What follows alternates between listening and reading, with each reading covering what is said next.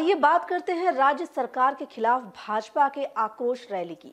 राज्य सरकार के खिलाफ अपने पूर्व निर्धारित कार्यक्रम के तहत बीजेपी पूरे राज्य में आक्रोश मार्च निकालकर प्रदर्शन कर रही है। इसी क्रम में जमशेदपुर महानगर भाजपा की ओर से भी आक्रोश मार्च निकाला गया।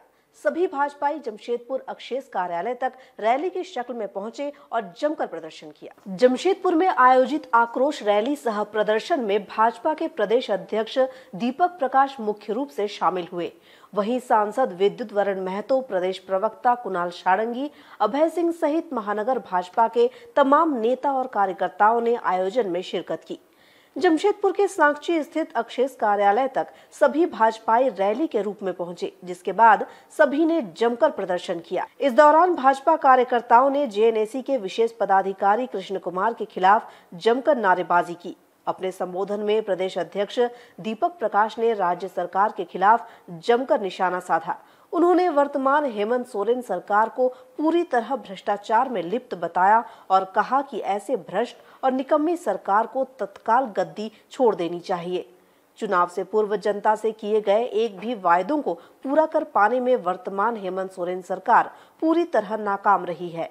उन्होंने वर्तमान सरकार को हर मोर्चे पर विफल बताया।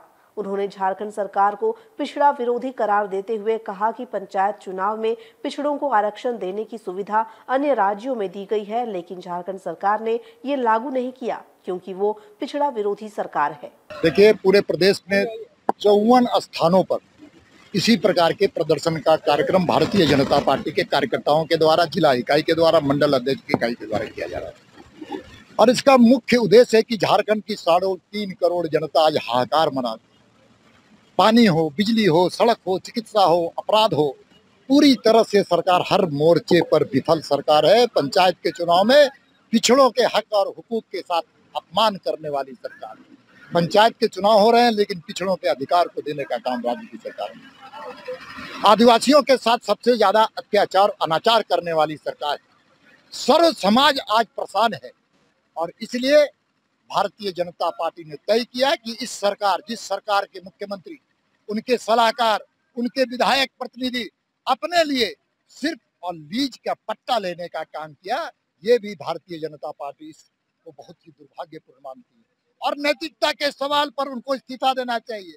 अगर नैतिकता के सवाल पर वो इस्तीफा नहीं देंगे तो संवैधानिक प्रक्रिया का पालन करना पड़ेगा। कानून से ऊपर कोई नहीं है, चाहे मैं हूँ, चाहे मुख्यमंत्री हो, चाहे सामान्य व्यक्ति हो। हर व्यक्ति कानून के दायरे में रहना होगा और कानून के साथ जो खिलवाड़ करेगा, कानून उसको उचित दंड देगी। आज इसी आह्वान के साथ हम लोग कार्यकर्ताओं के साथ सड़क पर निकले और इस प्रकार की कार्यकर्ताओं का जो मनोबल है, देखिए, पूरी तरह से जो कांग्रेस के प्रतिनिधि हैं वो केवल विधायक नहीं है, उस दल के विधायक है जिन्होंने पूरे देश को लूटने का काम किया। कांग्रेसियों ने पूरे शासन काल में कांग्रेसियों ने देश की संपत्ति को खत्म करने का काम किया। वहां कांग्रेस में कार्य पद्धति और जनता नहीं है, वहां पर परिवारवाद है। कांग्रेस में सोनिया जी के बारे में फिक्र करते हैं लोग, प्रियंका जी के बारे में करते हैं, और राहुल जी जो बेचारे अब अप्रासंगिक हो गए लेकिन उसके बारे में भी विचार करते हैं। उसी प्रकार झारखंड मुक्ति मोर्चा परिवारवाद पर, भैया, भाभी, माँ, पिताजी। वहीं भाजपा नेता अभय सिंह ने कहा कि जेएनएसी यानी जमशेदपुर अक्षेस भ्रष्टाचार का सबसे बड़ा अड्डा बन चुका है, जहां अपनी समस्याओं को लेकर आने वाले आम लोग निराश होकर लौटते हैं। उन्होंने कहा कि अक्षेस के सारे अधिकारी भ्रष्टाचार में लिप्त हैं। वहीं राज्य की हेमंत सरकार को भ्रष्टाचारियों की सरकार बताते हुए जनता से छल करने का आरोप लगाया। नैया चलाने वाला ही नैया डुबो रहा है।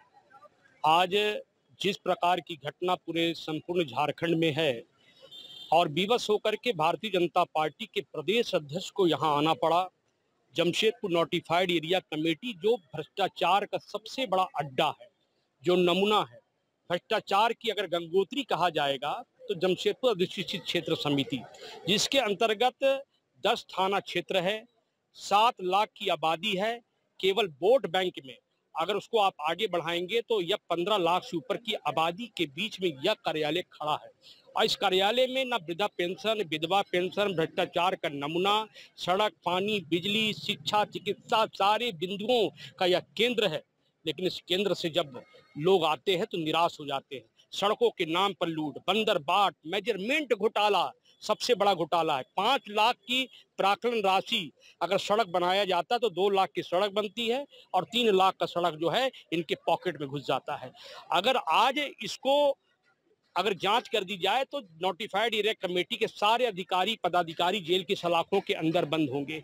गरीब अगर बेचारा 5 तल्ला मकान बना लेता है तो ये लोग पहुंच कर उसके डंडा हाँक करके उस गरीब के पॉकेट से 20 लाख रुपए निकाल लेता है।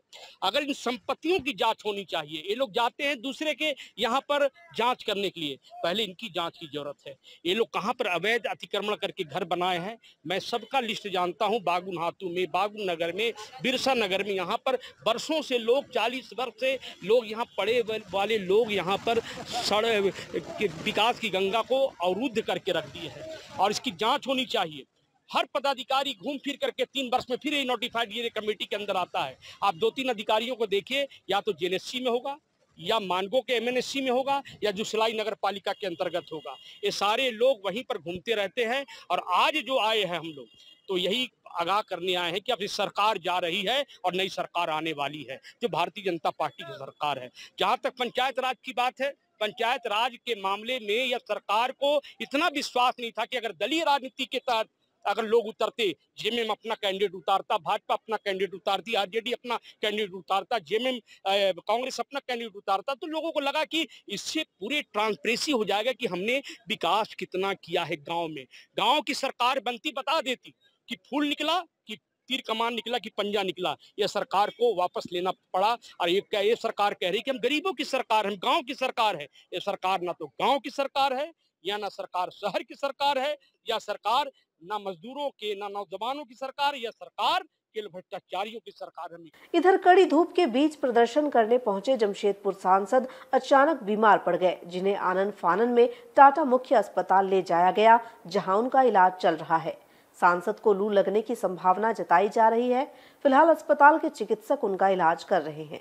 दिन भर की तमाम अपडेट्स के लिए बने रहे हमारे साथ फेसबुक और यूट्यूब पर। साथ ही हमारे चैनल को लाइक, सब्सक्राइब और शेयर करना ना भूलें।